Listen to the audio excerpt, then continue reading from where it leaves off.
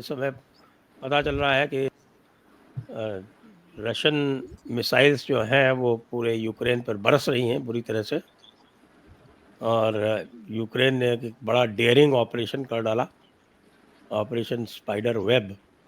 अब वो operation spider web जिस तरह से हुआ, उसको देख के तो ऐसा लगता है कि साहब कि अगर ये आतंकवादियों के हाथ में ड्रोन्स अगर इस तरह के आने लगे, तो हमारे यहाँ तो जितने भी बेसेस हैं वो सब वहाँ रोहिंग्या और बांग्लादेशी आसपास जो है वो बड़े स्ट्रेटेजिक रूप से बसाए गए हैं, तो साहब एक बड़ा खतरा हो जाएगा। उसके लिए भारत को क्या लेसन्स लेने चाहिए उससे और क्या करना चाहिए? सर, सबसे पहले मैं शुरू करूंगा जो कि यूक्रेन पर जो हमला हुआ था, थोड़ी सी रूपरेखा उसकी। सर जो ये हमला हुआ है, ये यूक्रेन की जो सीक्रेट सर्विस है उसने 18 महीने से इसको प्लान करके रखा हुआ था सर। और 18 महीने की मेहनत में उन्होंने क्या किया था कि ट्रक्स के अंदर में वुडन केबल्स बनाए हुए थे सर, और उसके ऊपर इन्होंने रखे थे अपने ड्रोन्स। इन ट्रक्स को संभवतः सर्बिया के बॉर्डर के अंदर से इन्होंने इसको पास किया, और ये ट्रक जाकर इनके 4 अलग अलग एयरफोर्स के ठिकानों के आसपास जाके पार्क हो गए। और पार्क होने के बाद में सर रिमोट कंट्रोल की मदद से इन कंटेनर्स के ऊपर की जो वुडन रूफ थी उसको अलग किया गया, और जब वो वुडन रूफ अलग हो गई तब वहां से ये कामिकाजी ड्रोन्स, सर इसका नाम है फर्स्ट पर्सन व्यू, FPV, ऐसे कुल मिला के 117 ड्रोन जो थे उन्होंने वहां से फ्लाइट ली है सर ये। और इंटरेस्टिंगली सर, ये मैं आपको बताता हूं कि ये 4 एयरफोर्स बेसिस थे, और इनकी दूरी यूक्रेन की राजधानी कीव से जो थी वो कितनी थी। जैसे सबसे निकटतम बेस जो था वो दियागलेव एयरफोर्स बेस था, वो 640 मील की दूरी पर था यूक्रेन की राजधानी से सर। उसके बाद था इवानोवो एयरबेस जो कि 717 मील की दूरी पर था। तीसरे नंबर का बेस था सर ओलेनिया बेस, ये आर्कटिक सर्कल में है, यानी रूस के उत्तरी छोर पर था, और ये 1673 मील की दूरी पर था कीव से सर। सबसे इंपॉर्टेंट चीज है सर, इसका बिलाया एयरफोर्स बेस जो था वो 3454 मील की दूरी पर था कीव से सर, सर्बिया उसमें साइबेरिया के हाँ, वो तो बिल्कुल मंगोलिया बॉर्डर पे है वो जी सर मतलब कि 3500 मील अंदर जाकर सर ये उन्होंने कार्रवाई की। तो ये ट्रक जो है ये ट्रेवल करके इसके पास में गया, जैसे पहले हमने डिस्कस किया, इन्होंने जाकर हमला किया कामिकाजी ड्रोन से सर। जो इन्होंने क्षति पहुंचाई है सर, तो इनका रशिया के कुल मिला के खबर आई है 41 विमान जो थे, उनके 41 विमान जो थे सर, उनके थे टुपल ऑफ वैरायटी थी, जो कि बॉम्बर्स थे, लॉन्ग रेंज बॉम्बर्स थे, Tu-95। और ये जो थे लॉन्ग रेंज न्यूक्लियर बॉम्बर थे, इसका कोड नेम था बियर। ये समाप्त हुए सर उसमें। टुपोलोव 22 Tu-22 थे सर, इसका नाम था बैकफायर। ये थे सर फर्स्ट अटैक बॉम्बर्स जो थे इनके, वो गए।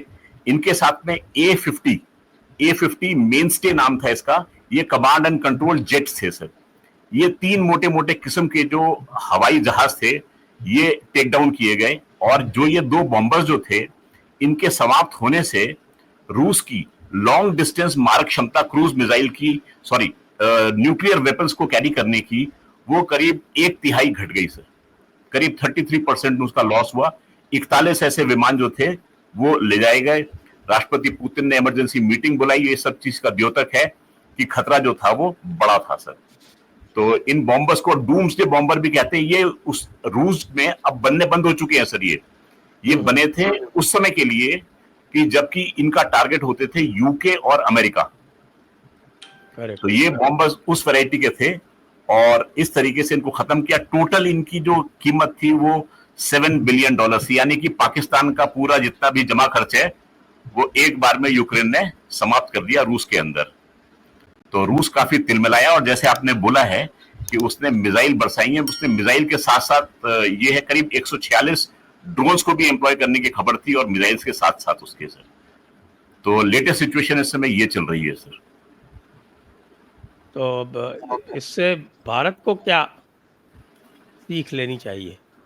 सर भारत को, जैसे आपने एक हिंट किया था सर, कि हमारे जितने भी ऐसे इंपॉर्टेंट इंस्टॉलेशंस हैं, आप नोट करेंगे कि बड़ी सोचे समझी चाल से इनके आसपास झुग्गी झोपड़ियां बस्तियां जो हैं वो बसाई जाती हैं। वो पूरे या तो कैंटोनमेंट का घेरा लेती हैं या हमारे स्ट्रेटेजिक इंस्टॉलेशंस के आसपास चीजें बसाई जाती हैं, जिसके पीछे मुझे पता नहीं कि सरकार का ध्यान गया है कि नहीं गया है, परंतु ये बड़ी देखने की एक चिंताजनक चीज है सर। लेकिन मैं यहाँ पर आपके दर्शकों की चिंता भी दूर करता चलूं सर। कारण ये है कि सर भारत के पास में जो हमारे पास में जिस प्रकार के इसके काउंटर मेजर्स मौजूद हैं, और ये जो इंफॉर्मेशन मैं आपसे शेयर करूंगा ये ओपन डोमेन में अवेलेबल है सर, मुझे कोई खुफिया जानकारी नहीं है, मैंने पूरी इंफॉर्मेशन जो है वो ओपन डोमेन से उठाई है सर। इसमें क्या आवश्यकता पड़ती है इस समय इस चीज को देखते हुए सर, कि हमें अपने एयर डिफेंस सिस्टम्स को री इवेल्युएट करने की आवश्यकता है सर, कि हमारे पास में क्या क्षमता है और हम किस तरीके से इस घटना को अंजाम ना हो हमारे देश में हम क्या क्या कदम उठा सकते हैं। अभी हमने देखा कि सर पाकिस्तान की ओर से वेस्टर्न बॉर्डर की तरफ से 600 से अधिक ड्रोन्स और मिसाइल जो थी वो भारत में घुसने की कोशिश की उन्होंने। कुछ एक जो थी वो हमारे एयर डिफेंस को चकमा देकर लैंड कर गई है नीचे। जैसे आपको ध्यान होगा जम्मू के पास एक देवी का मंदिर था, उसके गेट पे जाके टकरा गई सर। वो नुकसान उसने कुछ नहीं किया, लेकिन क्षति जो है वो गेट को पहुंची। तो ऐसा नहीं है कि चूक नहीं हो सकती, चूक हो सकती है, तो हमें रीइवैल्यूएट करने की आवश्यकता है कि हमारे इंस्टॉलेशंस किस प्रकार से सेफ हैं। तो सर इस समय जो दुश्मन है वो लो कॉस्ट एजाइल यूएवीज की मदद ले सकता है सर, यानी उसके लिए कीमत उसकी बहुत कम हो, वो बहुत जल्दी मैन्यूवर हो सकते हैं और जाकर टारगेट पे अपना एक्सप्लोसिव जो है वो इंपैक्ट कर सकते हैं।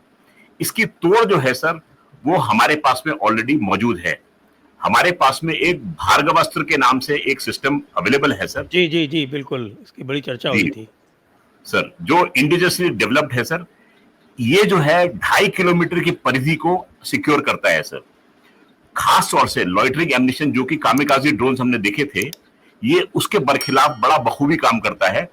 और इसकी खासियत ये है कि सर ये छोटी छोटी गाइडेड मिसाइल्स वो जो है टारगेट की तरफ मारता है और रॉकेट्स को मारता है।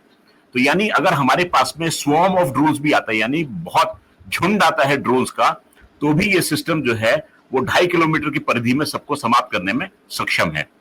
तो हमें इस समय ध्यान रखना है कि चाक चौबंद रहना है, परंतु हमारे पास में सिस्टम्स जो है इसकी मार के लिए मौजूद है सर। हमारे पास दूसरा सिस्टम मौजूद है इंद्रजाल के नाम से सर। इंद्रजाल जो है जहां पर लोकेटेड होता है 360 डिग्री की पूरी परिधि को वो सिक्योर करता है, और एक सिस्टम जो है वो करीब 4000 स्क्वायर किलोमीटर के एरिया को कवर कर लेता है सर। ये सिस्टम जो है अधिकतर जैसे हमारे न्यूक्लियर इंस्टॉलेशन हुए वहां, या फिर हमारी जो रिफाइनरी होती हैं, क्रूड ऑयल रिफाइनरी जहां मौजूद हैं, उसके आसपास ऐसे सिस्टम्स को एम्प्लॉय किया जाता है। इसमें सर आर्टिफिशियल इंटेलिजेंस से ऑगमेंटेड ड्रोन सिस्टम्स का प्रयोग किया जाता है इंद्रजाल सिस्टम में सर। ये अपने साथ में इंटीग्रेट करता है किस्म किस्म के जैमर्स को, सेंसर्स को, यानी कि आपने ड्रोन आया, उसको ड्रोन को सेंस किया और एक तरीके की रेडियो फ्रीक्वेंसी वेव भेजेगा, जिससे कि इस ड्रोन का संबंध जो है उसके हैंडलर से या ग्राउंड से कट जाता है और ये फिर उसको नष्ट करने में सक्षम है। तो ये हमारे पास में सिस्टम मौजूद है सर।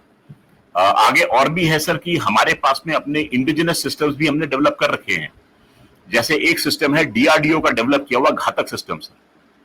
घातक सिस्टम जो है वो स्टेल्थ यूकैव्स को इस्तेमाल करता है, यानी अनमैन्ड कॉम्बैट एरियल व्हीकल्स, यानी वो ड्रोन्स जिसमें कि एक्सप्लोसिव कंटेंट होता है और स्टेल्थ का प्रयोग करता है, यानी कि उसको कोई रडार सिग्नेचर जो है वो एब्जॉर्ब हो जाते हैं, वो रिफ्लेक्ट नहीं होने देता, तो किसी भी रडार की पकड़ में नहीं आती ये चीज। ये हमारे पास में प्रणाली मौजूद है और हमारी अपनी डीआरडीओ ने ये बनाई है सर। तो जो हाई रिस्क मिशन होते हैं सर, जिसमें कि हम चाहते हैं कि हमारा पायलट जो है वो हवाई जहाज को लेकर ना जाए, परंतु वो इंस्टॉलेशन जो है वो ध्वस्त किया जा सकता है, तो उसमें इन चीजों का प्रयोग होता है। आपको ध्यान होगा इस समय पाकिस्तान के साथ में जब हमारा आमना सामना हुआ था, तो हमने ऐसे ही ड्रोन्स का इस्तेमाल उसमें किया था सर। अगली प्रणाली जो हमारे पास में है उसका नाम है कैट्स। कैट्स का मतलब है combat air teeming system. Sir ये मैनुअल और आपके ऑटोमेटिक सिस्टम्स को एक तरीके से एक प्लेटफॉर्म पर लाके इंटीग्रेट करता है सर। हमारे पास में कुछ प्रणालियां ऐसी जो कि मैनुअली ऑपरेट होती हैं, कुछ प्रणालियां ऐसी जो कि ऑटोमेटिकली होती हैं, अब इन दोनों के बीच में सामंजस्य की आवश्यकता पड़ती है सर। तो ये कैट सिस्टम जो है वो इसमें तारतम्य लाता है और बताता है कि हमें किस प्रणाली का प्रयोग किस समय पर करना है, और ये उसको उसके हिसाब से स्विच करता है, जो कि हमारी एयरफोर्स की एयर डिफेंस सिस्टम को ऑगमेंट करता है सर। मुझे लगता है कि आपके दर्शकों को इन सब चीजों को सुन के थोड़ी राहत की सांस मिली होगी कि नहीं, हमारे पास हमारे इंस्टॉलेशन जो है वो सुरक्षित है, हमारे पास में इस तरीके की प्रणालियां मौजूद है सर।